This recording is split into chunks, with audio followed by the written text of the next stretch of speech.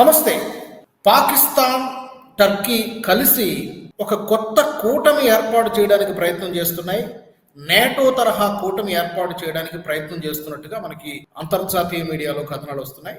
దానికి బలాన్ని చేకూరుస్తూ తాజాగా దోహాలో 40 ఇస్లామిక్ నేషన్స్, ఇస్లామిక్ దేశాలు, అలాగే కొన్ని అరబ్ దేశాలు కలిసి ఒక సమిట్ జరిగింది. ఈ సమిట్లో ఈ కూటమి ఏర్పాటు కోసం ముమ్మరంగా చర్చలు జరిగినట్టుగా వార్తలు వస్తున్నాయి. ఈ కూటమి గనక ఏర్పాటైతే ఇది భారత్‌కి ఎంత ప్రమాదకరమో ఏమైనా ఆలోచించాల్సినటువంటి అవసరం ఈ చర్చ జరుగుతోంది. ఈ అంశాన్ని గురించి క్లుప్తంగా మాట్లాడదాం. నాతో ఈ చర్చలో జాయిన్ అవుతున్నారు సీనియర్ పాత్రికేయులు చాడా శాస్త్రి గారు. నమస్కారం. శాస్త్రి గారు నమస్తే. ఇది నమస్తే అండి. ఇది ఇది పాత ప్రయత్నమేనా? లేకపోతే ఇప్పుడు పాకిస్తాన్, టర్కీ కలిసి చేస్తున్నటువంటి ఒక కొత్త ప్రయత్నమా? తాజాగా దోహాలో అంటే సోమవారం జరిగినటువంటి ఈ సమిట్‌లో ఏం జరిగిందసలు? యాక్చువల్‌గా ఈ నాటో తరహా కూటమి ఏర్పాటు చేయడం అన్నది ఇది కొత్త ప్రతిపాదన అండి. గతంలో లేదు. గతంలో ఏంటంటే ఎప్పటి నుంచో అసలు ఇస్లామిక్ దేశాలన్నింటిని కూటమిగా ఏర్పడదామని ఉన్నాయి. దాంట్లో ఓఐసీ ఆల్రెడీ ఒకటి ఉంది. ఆర్గనైజేషన్ ఆఫ్ ఇస్లామిక్ కంట్రీస్ అని ఆల్రెడీ ఒకటి ఉంది.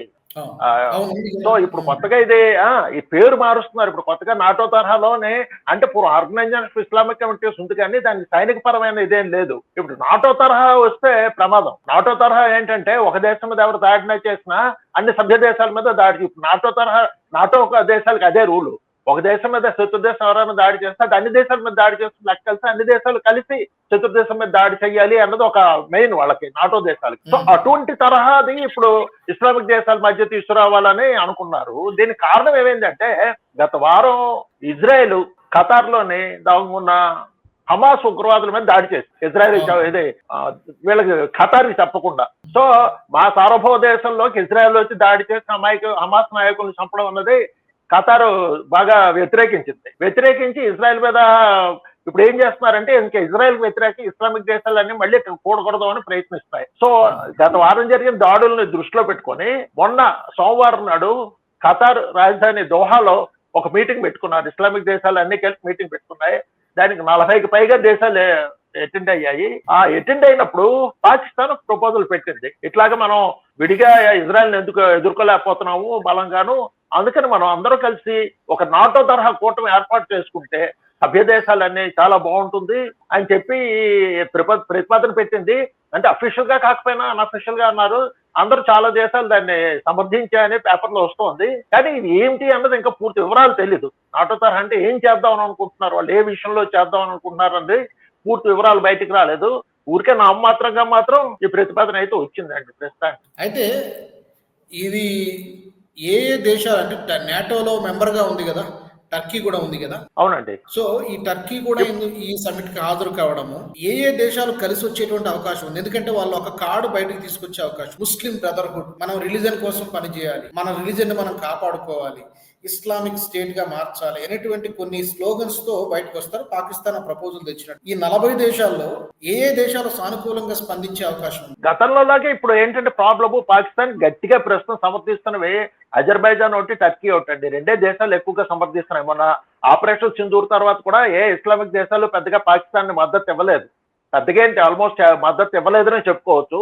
టర్కీ మాత్రం ఓపెన్ గా సపోర్ట్ చేస్తుంది, ఆయుధ సంపత్తి ఇచ్చింది, తర్వాత తమ సాంకేతికత నిపుణులు పంపించింది పాకిస్తాన్ యుద్ధానికి సాయం చేయడానికి.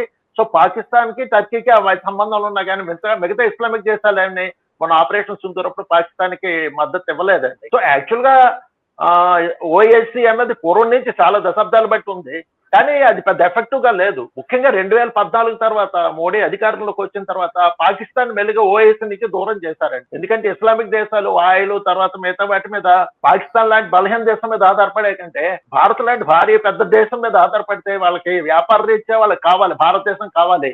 అందుకని వాటిని దృష్టిలో పెట్టుకుని మోడీ ఏం చేశారంటే మెల్లిగా పాకిస్తాన్ ఓఐసీ నుంచి పెద్దగా దూరం చేశారండి.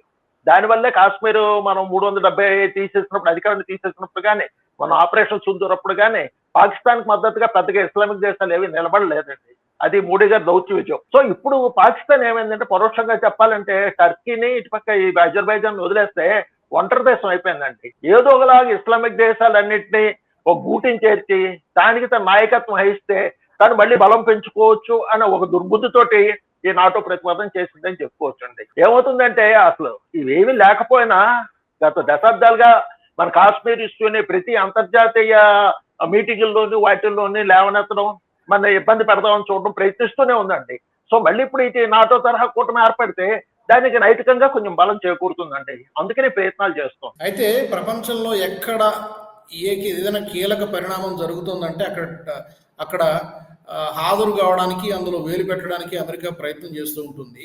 ఈ విషయంలో అమెరికా ఏమైనా ప్రత్యక్షంగా కానీ పరోక్షంగా కానీ ఏమైనా జోక్యం చేసుకునేటువంటి అవకాశం ఏమైనా ఉందా, లేకపోతే మాకేమీ సంబంధం లేదు, మా వ్యవహారాలు మాకున్నాయన్నట్టుందా పర్టికులర్గా ఈ ప్రపోజల్కి సంబంధించి? అంటే ఒకటి అమెరికా పద్ధతి చూస్తే తనకి వ్యతిరేకంగాని కాదు, అసలు ఎక్కడ దేశాల్లో కొన్ని ముఠాలు ఏర్పడడం తనకి ఇష్టం ఉండదండి.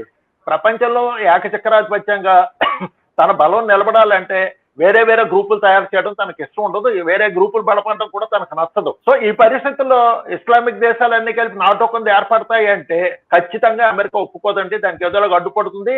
ఆల్రెడీ టర్కీ నాటోలో సభ్యులుగా ఉంటూ మళ్ళీ ఇస్లామిక్ దేశాల్లో సభ్యులుగా ఉండలేదు కదా. సో క్లాష్ ఆఫ్ ఇంట్రెస్ట్లు వస్తాయి. టర్కీకి ఏది జాయిన్ అయితే బెటర్ అన్నది అది చూసుకుంటే, ఒకవేళ టర్కీ కానీ దీంట్లో జాయిన్ అవ్వకపోతే అది నాటో బలపడదండి, ఇస్లామిక్ నాటో అన్నది బలపడదు. తర్వాత జరుగుతున్నది ఏంటంటే అసలు ఓఎస్ఏ పెట్టినా సరే ఇస్లామిక్ దేశాలు ఏవి ఒక తాటి మీద ఎప్పుడు నిలబడటం లేదండి. ఆ ఇజ్రాయెల్ దీని మీద దాడి చేసినప్పుడు కానీ, గాజా మీద దాడి చేసిన కానీ, ఆ తర్వాత ఏదో మామూలుగా మీకు స్టేట్మెంట్లు ఇచ్చడం దాకా వస్తుంది తప్పితే ఇజ్రాయెల్ మీద కలిసి అందరం కలిసి దాడి చేద్దామన్న పద్ధతిలో ఎక్కడ అసలు వాళ్ళకి ఒక మాట మీద నిలబడలేకపోతున్నారు. ఓఎస్ఏ ఆల్రెడీ ఉంది కదా, ఇప్పుడు కొత్తగా నాటో పెట్టకపోయినా ఇస్లామిక్ దేశాలన్నీ ఒక సంఘం ఉంది కదా, ఆ సంఘం ఎందుకు కలిసి ఒక మాట మాట్లాడాల్సింది, ఏదో స్టేట్మెంట్లు చూరుకుంటున్నారు తప్పితే అందరు కలిసి మిలిటరీ యాక్షన్ గురించి ఎందుకు అనుకోవట్లేదు. వాళ్ళకి ఏ దేశ అవసరాలు వాళ్ళకు ఉన్నాయండి. అందుకని నాటో ప్రతిపాదన కాగితాల మీద ఉంటుంది కానీ కార్యరూపం దాలుస్తుందని అయితే నేను అనుకోవటం లేదు. కరెక్ట్. ఎందుకంటే చాలా కాలంగా మీరు అన్నట్టు గతంలో ఈ పరిస్థితి ఉండేది, రిలీజన్ కోసం ఏమైనా చేస్తామనేటువంటి పరిస్థితి. సౌదీ అరేబియా కావచ్చు, కొన్ని ఇస్లామిక్ దేశాలు మనకు డెవలప్మెంట్ కావాలి, మన ప్రజల యొక్క సంక్షేమం కావాలనుకుంటున్నాయే తప్ప గతంలో ఉన్నంత ఏమంటారు మూర్ఖత్వము ఇప్పుడు పెద్దగా ఉన్నట్టుగా లేదు. కరెక్టేనా? నిజమేనండి. గతంలో పోలిస్తే అరేబియన్ దేశాలన్నీ కూడా ఇప్పుడు ఆలోచిస్తున్నాయి. చాలా దేశాలు, సౌదీ అరేబియా లాంటి దేశాలు కూడా రిఫార్మ్ అవుతున్నాయండి. పాత పద్ధతులు వదిలేసుకొని ఒక మతాధారత కాకుండా అసలు మారుతున్న ప్రపంచాన్ని దృష్టిలో పెట్టుకొని వాళ్ళు కూడా రిఫార్మ్స్ తెచ్చుకొని దేశాన్ని అభివృద్ధి చేద్దాము, ప్రజల జీవన స్థితిలో అభివృద్ధి చేద్దాం, మిగతా దేశాలకు సత్సంబంధాలు పెంచుకుందాం, వ్యాపారాలు పెంచుకుందాం అనే దృక్కోణం ఎక్కువైందండి దీనికంటే. పాకిస్తాన్కే అది ఎక్కువగా ఉంది తప్పితే టర్కీ లాంటి దేశం కూడా అన్ని దేశాలతో వ్యాపారాలు చేస్తుంది, అన్ని చేస్తుంది. ఎటు కాకుండా కొరకాకుండా పోయింది పాకిస్తానేనండి. పాకిస్తాన్ వాటి దూరం జరిగింది, అర్థం చేసుకోవట్లేదు. మిగతా దేశాలు కూడా పాకిస్తాన్ పూర్వం సాయం చేయట్లేదు. తప్పనిసరి ఏదో ఇస్లామిక్ దేశం సాయం చేస్తున్నా కానీ మీద పడి ఏమీ సాయం చేయటం లేదండి. సో ఏమవుతుందంటే ఇప్పుడు మతాన్ని పట్టుకొని నిలబడడం వల్ల పాకిస్తాన్ అన్యాయం అయిపోయిందండి, వెనకబడిపోయింది. సో ఇప్పుడు అందుకని అరేబియన్ దేశాలు కూడా, అరబ్ దేశాలు కూడా కళ్ళు తెరుచుకొని అనవసరం పాకిస్తాన్కి మద్దతు ఇవ్వడం అని చెప్పి ఏదో సూత్రప్రాయంగా మామూలుగా మద్దతు ఇస్తున్నాయి, మనస్ఫూర్తిగా పూర్వంలో మద్దతు ఇవ్వటం లేదండి. భారత్కే ఎక్కువ మద్దతు ఇస్తున్నాయండి. కరెక్ట్. చివరిగా ఇప్పుడు మనం కొద్ది రోజుల కింద చూసాం, ఆపరేషన్ సింధూర్ సమయంలో కానీ, ఆపరేషన్ సింధూర్ తర్వాత జరిగినటువంటి పరిణామాలు కానీ, పాకిస్తాన్ని ఉపయోగించుకోవడానికి అటు అమెరికా ఇటు చైనా రెండు ప్రయత్నం చేసి, అలాగే పాకిస్తాన్ కూడా చాలా తెలివిగా డబుల్ గేమ్ ఆడేటువంటి ప్రయత్నం చేసింది. అటు చైనాని ఏ విధంగా సహాయం తీసుకోవాలి చైనా నుంచి, ఇటు అమెరికా నుంచి కూడా ఏ విధంగా సహాయం తీసుకోవాలి. సో ఈ బ్యాలెన్స్ చేసేటువంటి ప్రయత్నం చేసింది. కరెంట్ స్టేటస్ ఏంటి ఇప్పుడు? ఇటువైపు ఇప్పుడు ఇంక్లైన్ అయినట్టు కనిపిస్తుంది Pakistan, China and America. Okay Shastri garu, మరి చూద్దాం మరి ఈ నాటో తరహా కూటమి ఏర్పాటు ప్రయత్నాలు, అటు పాకిస్తాన్ కానీ టర్కీ కానీ చేస్తున్నటువంటి ప్రయత్నాలు విజయవంతం అయ్యేటువంటి అవకాశాలు కనిపించట్లేదు. బట్ ఎనీవే చూద్దాం రాబోయే రోజుల్లో ఏం జరుగుతుందో. Thank you very much Shastri garu, ధన్యవాదాలు. నమస్తే అండి. మరి ఈ అంశానికి సంబంధించి పాకిస్తాన్ టర్కీ కలిసి చేస్తున్నటువంటి ప్రయత్నాలు, నాటో తరహా కూటమి ఏర్పాటు చేయడానికి ముస్లిం బ్రదర్హుడ్ అంటే ముస్లిం దేశాలు, అరబ్ దేశాలు కలిసి ఐకమత్యంగా ఉండాలి అనేటువంటి ఒక ప్రయత్నం ఏదైతే చేస్తున్నాయో ఇది ఏ మేరకు సఫలీకృతం అవుతుందని మీరు అనుకుంటున్నారు? తప్పకుండా మీరు కామెంట్ సెక్షన్ లో మాకు తెలియజేయచ్చు. అలాగే NH టీవీ నుంచి ఇంకా ఎలాంటి టాపిక్స్ కోరుకుంటున్నారో కూడా మీరు తప్పకుండా మాకు తెలియజేయచ్చు కామెంట్ సెక్షన్. తప్పకుండా సబ్స్క్రైబ్ చేసుకోండి NH TV Nationalist hub channels. మరో టాపిక్ తో మళ్ళీ కలుద్దాం. జై హింద్. ఈ వీడియో మీకు నచ్చినట్టయితే లైక్ చేయండి, 10 మందికి షేర్ చేయండి. అలాగే కామెంట్ల రూపంలో మీ అభిప్రాయాలను మాతో పంచుకోండి. Nationalist hub group of channels ను సబ్స్క్రైబ్ చేసుకుని తెలుగునాట జాతీయవాద జర్నలిజాన్ని ప్రోత్సహించండి. ఈ వీడియో కింద ఉన్న బెల్ ఐకాన్ పై క్లిక్ చేయడం మర్చిపోవద్దు.